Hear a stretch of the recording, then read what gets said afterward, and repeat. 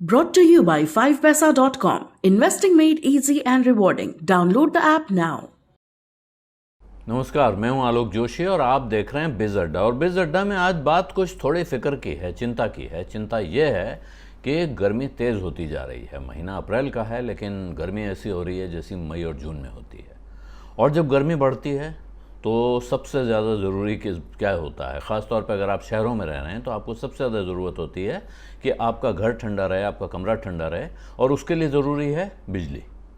और बिजली के मामले में संकट खड़ा होता दिखाई दे रहा है। कुछ जगहों पर 8-8 घंटे के ब्लैकआउट होने लगे, यानी 8-8 घंटे बिजली नहीं आ रही है। ये पुराना किस्सा है, ऐसा नहीं है कि पहली बार हो रहा है।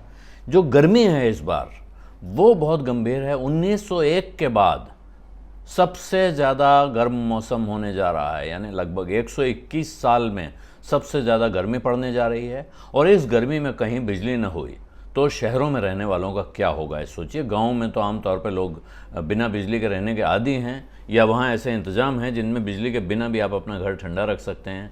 घर ठंडा न रहे तो बाग में चले जाइए, वहाँ थोड़ी बहुत हवा लगती है, छाया में बैठिए तो काम हो जाता है। लेकिन शहर में मुसीबत बहुत बड़ी हो जाती है। और ये मुसीबत और बड़ी हो जाती है जब आपको ये खबर मिलती है कि देश के 29% पावर प्लांट जो हैं, 29% यानी 1/3 से कुछ कम बिजली घर जो हैं कोयले से चलने वाले, उनमें कोयले का स्टॉक खत्म हो रहा है, खत्म होने की कगार पर है। यानी वहाँ 10% है या 10% से कम कोयला बचा हुआ है। तो ये जो परिस्थिति है बहुत चिंताजनक है। और इस परिस्थिति में राहुल गांधी ने एक चेतावनी दी है। आमतौर पर देखिए पिछले कई समस्याओं, संकटों में वो तमाम लोग उनका मजाक उड़ाते रहते हैं, इसके बावजूद वो वक्त से पहले चेताते रहे हैं। उनका कहना है साहब 8 साल तक की बड़ी बड़ी बातों ने ये नतीजा निकाला है कि भारत के पास सिर्फ 8 दिन का कोयले का स्टॉक बचा हुआ है। और बाकी तो इसके आगे जो राजनीति है वो कह रहे हैं स्टैगफ्लेशन आ सकता है। स्टैगफ्लेशन का अर्थ है कि स्टैग्नेशन इकोनॉमी में और साथ में महंगाई, जब ये दोनों मिल के एक साथ चलती हैं, यानी तरक्की की रफ्तार कम होती है और महंगाई बढ़ती है, तो उसे स्टैगफ्लेशन कहा जाता है। वजह क्या है? उनका कहना है कि अगर बिजली कटी, और बिजली कहाँ कटती है, पहले छोटे उद्योगों की कटती है, तो स्मॉल इंडस्ट्रीज़ जो हैं वहाँ अगर बिजली कटेगी, वहाँ काम रुकेगा तो बहुत लोगों को नुकसान हो सकता है, जॉब का, लोगों के रोज़गार पे झटका लग सकता है। और इसीलिए उन्होंने तो इस वक्त उसको बुलडोज़र से भी जोड़ा। उनका कहना है कि साहब ये जो बुलडोज़र चल रहे हैं इनको बंद किया जाए और पूरा जोर लगाया जाए बिजली घरों को चलाने पे।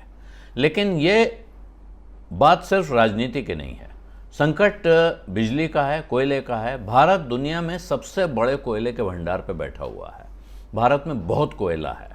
भारत का कोयला अब तो निकलता भी है, और कोयले का प्रोसेस जो है वो काफ़ी स्ट्रीमलाइन हो गया। पहले कोयले को लेकर काफ़ी तरह की चिंताएं थीं, अब वो बहुत सारी चिंताएं दूर हो चुकी हैं, रिफॉर्म्स हुए हैं।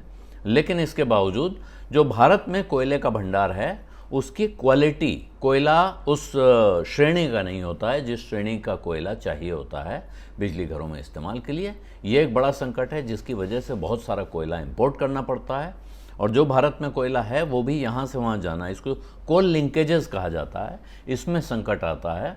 तो ये एक गंभीर संकट पनपता हुआ, खड़ा होता हुआ दिख रहा है।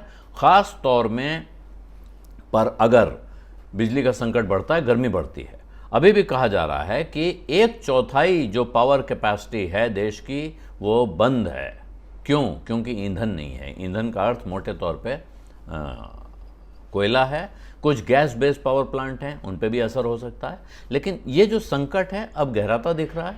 गर्मियों में कुछ समय के लिए पीक डिमांड होती है, बहुत ज़्यादा बिजली की ज़रूरत होती है पूरे देश को, और उसी वक्त अगर ये संकट खड़ा होता है तो मुश्किल बढ़ जाती है। क्योंकि जो हाइड्रो इलेक्ट्रिक प्लांट्स हैं, यानी जहाँ पानी से बिजली बनती है, वहाँ भी पानी की सप्लाई कम होती है गर्मियों में।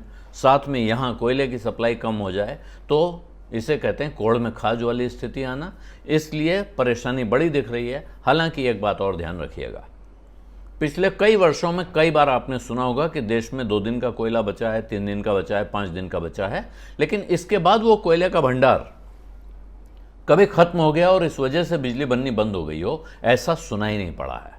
इस वक्त भी उम्मीद करनी चाहिए कि सरकार और जो पावर कंपनियां हैं ये मिलके तेज़ी से इस समस्या का हल करें और इसका इलाज निकालें कि कम से कम आपको गर्मियों में इस बिजली के संकट का सामना न करना पड़े। और आपको बिजली के संकट का सामना न करना पड़े इससे ज़्यादा ज़रूरी है कि इस वक्त उन उद्योगों को लगातार बिजली मिलती रहे, उन खेतों को लगातार बिजली मिलती रहे जहां इकोनॉमी को चलाने का काम होता है, यानी जो इकोनॉमी के पहियों को घुमाने में महत्वपूर्ण भूमिका निभाते हैं।